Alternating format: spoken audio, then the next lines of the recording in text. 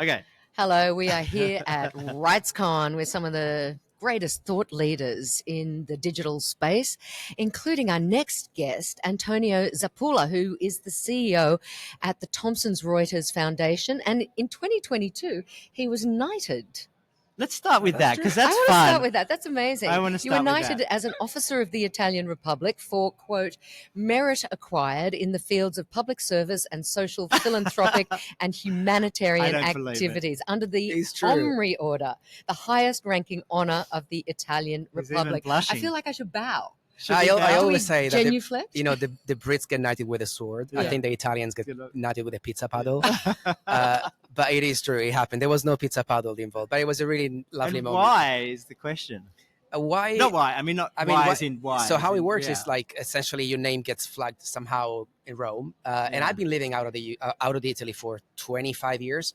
So when I found out that somehow the president of the republic had chosen my name, I was like, I have no connections in government whatsoever. Wow. I have no idea how this Wasn't came even about. no bribery. No bribery. No political, Political bribery But was- obviously you did something what have you to achieve done? this. So there was a great ceremony at the Italian embassy, and it was great because my parents came over from But Sicily. what did you done in your career that they thought that you should be eligible? It was a for? lot of work around LGBT activism, Okay. and the fact that as part of my work at the Thomson Reuters Foundation, we launched Openly, which is one of the world's largest LGBT news and information platforms. Yeah. And so it was a lot of work around LGBT advocacy in general. Yeah. And how does that sort of advocacy intersect with digital rights? I mean, now it's more relevant than ever, Yeah. right? And providing space for communities, and we can talk for hours about the internet shutdowns or data breaches, and even AI, and how this intersects with the rights of minorities and even indigenous populations. So I think the conversation is more relevant than ever now. Can I jump in on Yeah. that? Just because I think this is, even though we didn't necessarily script to talk to you about it, I think just this idea of like the intersection between minority rights and say with the LGBT community. And incidentally, I don't know if you saw in the US, it's now the LGB community because the TQ pit was actually like cut off out with the Stonewall Monument in New York. So we're actually now members of the LGB community, which is like, the use of language is absolutely reprehensible. But having said that, like when you think about digital rights and LGBT rights, like often people are living in communities where like being out openly in physical spaces is very, very dangerous. Very and risky. so it was very natural that the LGBT community moved into the online sphere because there's, anonymity, there's like distance and space, there's ability to be able to find activists or just like-minded people, dating apps, etc. That looked like a friendly space. And now, what? I mean, for example, we, as part of the journalism coverage that we've done, we've written plenty of stories about entrapment through gay apps, mostly Grindr in some African countries. So we try to, report the issues because especially these stories seem to be known only by LGBT people that live in those geographies. So I think raising global awareness, it's really interesting because until a month ago, I would have had this complete different conversation with you, right? I would have said, we made so much progress, we won so many battles, but we need to make sure that, we bring people along from the global majority in this historic win that we had for equal marriage. And now the conversation is suddenly shifting because the pendulum is swinging really, really, really fast in a different direction. So it's I think it's a bit of a shocking moment for a lot of people within the community, people that have won all these battles in the past 20 years, 25 years in the West. And now the conversation is shifting very, very, very dramatically. But it is also true that even if the pendulum is shifting, there are still people in other parts of the world where LGBT activity is still criminalized, where obviously they are more exposed, exposed to further risk, as you were saying, even just stepping out into the public sphere. And also what we've seen with Meta and the elimination of essentially any moderation, content moderation, it is now allowed to go on a platform like Instagram or Facebook and basically write the vilify and incite to violence. It's incite to violence. So, and that is, I think, a fundamental shift that will have significant consequences for the time being. We've really seen the trans community targeted in the States in particular. How are they protecting themselves? How are they actually dealing with this new world disorder? I think there's a fundamental threat to the entire community. I'm not just talking about the LGBT plus community. I'm talking about civil society in general. Yeah. And is this fundamental change that's happening to the funding environment?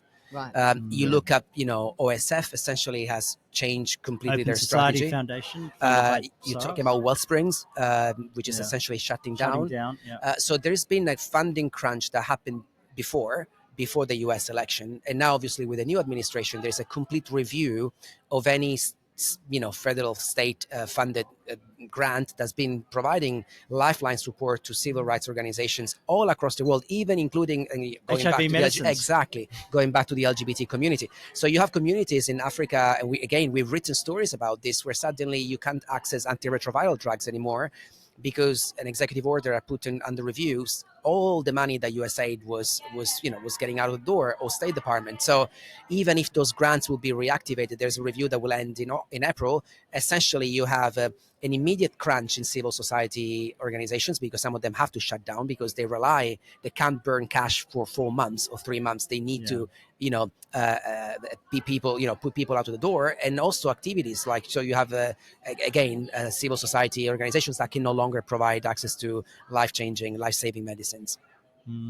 So let's switch gears for a second, because that's all really depressing, and not only depressing. I mean, just actually, before I do, just to say thank you, like, for your activism on LGBT rights, because the situation that we're at now requires a strong foundation to be able to respond. And there's decades of work that's been done on and offline by people like yourself to ensure that, like, when the crisis comes, which it is, that we're resilient enough to be able to respond.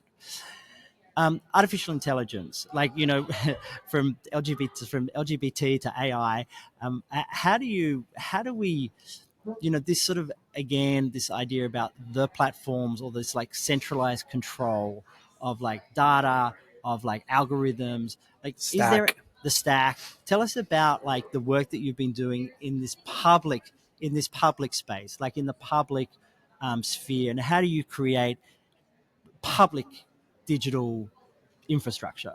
Yeah. So the work that the Thomson Reuters Foundation does is focused and anchored around 3 areas. The first one is building a resilient, independent media. We can talk about the work that we're doing with journalists, which is not just about adoption, but it's also about understanding of AI, because reporting AI is tough in itself. Oh, that's interesting. Right? And if you can't understand the facts, how on earth are you supposed to be playing this role of watchdog in society and hold AI companies and the AI infrastructure accountable? But we can talk about that. The second pillar of our work is around legal capacity building for civil society organizations, but also legal research that can really inform policy change. And again, we work with Access Now, we work with Article 19, especially when it comes to the formulation of policy that can be adopted by governments. We can talk about that. And then the third pillar of our work is around responsible adoption. So it's called responsible business. And we work with companies that want to do no harm. At the moment, a lot of our work has been structured around workforce. And so we have a voluntary disclosure platform that companies can use to voluntarily disclose the way they are affecting change in their workforce through their supply chain. It's quite a big project. I mean, we work with companies that together collectively are worth $10 trillion of market cap. The data is given to investors that use this data to make investment decisions. Now we are replicating a similar mechanism. So we are creating another voluntary questionnaire for the corporate sector, which stems from the work that UNESCO has done on the ethical recommendation for AI. And we are essentially asking companies to look at this questionnaire and try to answer voluntarily as much as they can. But the questionnaire asks you questions such as, do you have an AI strategy? Who's in charge of your AI strategy? Are you upskilling or reskilling your workforce? Who's legally accountable for the tool through its life cycle? Issues of data provenance, data governance, mitigation policies. So it's a very thorough questionnaire. And the goal is to essentially make companies understand that they are, especially SMEs and startups, they are buying this technology, to your point, Brett, about the big stack that it's almost invisible. And they are plugging this into their ecosystems of products and services and operations. And so unless they actually have an understanding of what they are buying and how they are plugging these things into their ecosystem, they are embedding significant risk. So the incentive that we are adopting here and talking to companies is like, look at the risk. You risk management. being sued, and there's going to be a litigation affecting you because you are buying these tools and you actually don't know what you're buying and what you're embedding into your infrastructure. The idea is to build the world's largest database that looks at corporate adoption with a focus on SMEs and startups, because those are this is a layer where you have the least infrastructural support in terms of governance, and really help having this data publicly available for governments to formulate policy, also for insurance company to start understanding more about the liability risks, for investors to understand whether the opportunity, because investors are soon going to be looking at the materiality risk of AI adoption, the way they've done with supply chain. This will become a key component of a supply chain risk for any given company. So the idea is to use this as a leverage to bring more transparency into the ecosystem, have consumers having agency in deciding whether they want to buy a tool from company A or company B, based on the disclosure of ethical AI adoption. So we're planning to build this as a key piece of an infrastructure when it comes to using AIs for public good. Wow, I mean that's a lot. I'm wondering what it looks like, building this infrastructure. What does it actually at the moment look like? Physically it's very simple. It's just a questionnaire. It's a questionnaire. Okay. It's a database. Okay. Yeah, it's a database. Yeah. The big challenge will be adopting, reaching scale. Yeah. And so we're trying different leverages within the ecosystem. So we're thinking the insurance company, especially the reinsurance company, has significant leverage.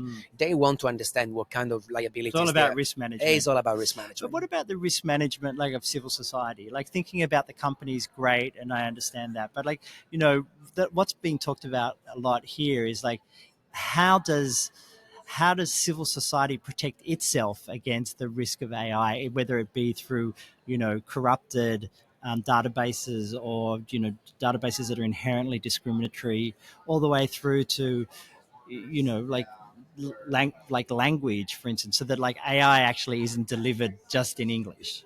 I think it's a really interesting point, and I wonder, you just making me think on the spot, whether there is an opportunity to actually review our questionnaire and adopt it for civil society. Let's do that. Let's do that. I mean, I think that would be an awesome outcome from Somebody's going to have to fund it. So if somebody's listening, please call me. 1-800? Yeah, exactly. Or get in touch with us and we'll put you in touch with. Because seriously, jokes apart, especially in this funding environment, nothing gets done unless there is a dollar backing it up. Yeah. So, but it's a great idea, and we should look for a potential donor that's interested in this. Amazing. I mean, we could talk forever about this and drill down deeper and deeper and deeper, but there's so much going on here, and I know you're involved in a lot of sessions here, so thank you so much for joining us. Okay, but don't go yet, because we've still got it for a few more minutes. Oh, a few more minutes? No, okay, I know, but I do. Let's bring him around so we can actually see this beautiful person. That's right. And his bling. Yeah. So I wanted to ask you about the work that you guys are doing with the courts and with legal support, because in a way, like, I mean, I don't want to be too pessimistic about this, but I think when we, as digital rights community, are looking like, where do we find change? Where do we get like the kind of protections and the results that we're looking for? In a way, like, the Congresses and the parliaments are very much being taken over by right-wing nationalists, populists, etc., that aren't necessarily interested in human rights protections or like even proper governance, etc. But your work has been an interesting take through trust law. Access to law is the pillar, and trust law is the program that delivers exactly, which is like that civil society actually really needs to have additional legal advice to be able to put forward our cases. One, and two, that maybe it doesn't happen in the parliament. Maybe it happens in the courtroom. I think there's 100% right, and I agree with this. But I will take even a step below. I think it's about legal resilience, even to begin with, because we're saying lawfare. Think about what Natalia said. Yeah. Previous, I mean, it's all about the law. It's about legal resilience. That's our that's the backbone. And so we run lots of essentially clinics, like we call them legal health checks for NGOs, and we basically look at their legal infrastructure, whether they are registered correctly in the geography where they are trying to operate. We even look at their funding structure. So, for example, if they're receiving foreign grants, Yeah. that's a massive issue with, Massive. lawfare and, foreign agents law is being really weaponized against civil society and journalists. So we try to look at preemptive measures that can make, first of all, that organization more resilient in the ecosystem where they operate. We help them registering in other country, protecting their IP. So we provide free legal assistance on an operational level. If you want, that's layer first. Like that's you clean up at your dentist. Like that's the first layer of protection, right?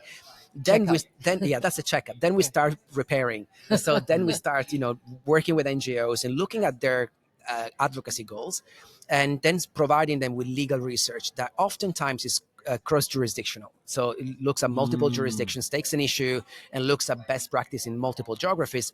And then the research, which is done completely pro bono, at times worth literally hundreds of thousands of dollars, is given to the NGO for free. Access Now is a recipient of that, of a number of grants. On a number of support. Protections. Yeah. I mean, And then with that then it goes into the ecosystem and is in the hands of the NGO, and they can do advocacy. They can that can lead to policy change. I think in this environment, this becomes even more interesting, and I think that's something that we don't provide litigation, but I think we're going to be seeing a heavily litigated environment going forward, which again is beyond our sphere. Yeah, I agree. I think that the backstop is the courts. It just we hope that the courts aren't stacked, because they are, and they aren't are, they? And that's where AI actually, ironically, can play a significant role in cleaning. In our final comment. Well, AI can, I don't have the stats in front of me, but if you look at average US courts, I mean, the backlog of cases is staggering. I don't have the number of number in front of me. AI can be used. Administer justice. Absolutely. I mean, AI, the role of access to justice, of AI in the context of access to justice, in providing access to justice, simply in terms of speed, it's absolutely phenomenal. And actually, Thomson Reuters as a company, the mother company, is doing significant work in this space. Excellent. That's an optimistic note to end on. I mean, we have to be a little bit optimistic, right? Yeah. Thank you. Yeah, we do. I try. Thank you. Thanks so much for talking Pleasure. to us and sparing the time. Thank you for having me. Yeah, of course.